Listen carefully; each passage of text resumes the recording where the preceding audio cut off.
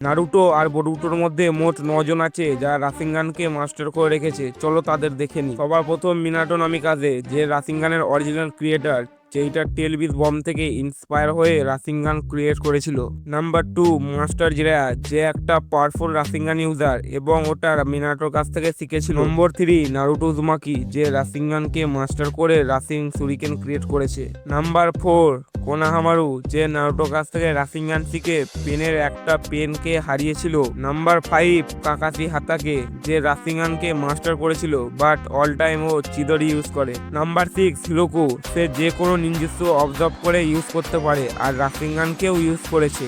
Number 7, Boruto Uzumaki, যে কোনাহামারুর কাছ থেকে রাসিনগান মাস্টার করে রাসিনগানের আলাদা আলাদা ভেরিয়েন্ট তৈরি করে। নাম্বার 8, কাসিন কোজি, যে জিরায় একটা ক্লোন বাট জিরায়ের মতনই রাসিনগান ইউজ করতে পারে। আর লাস্ট নম্বর 9, মোমো সিসিকি, কারমারের সাহায্যে বৌটোর বডি কন্ট্রোল করে সেও রাসিনগান ইউজ করেছে।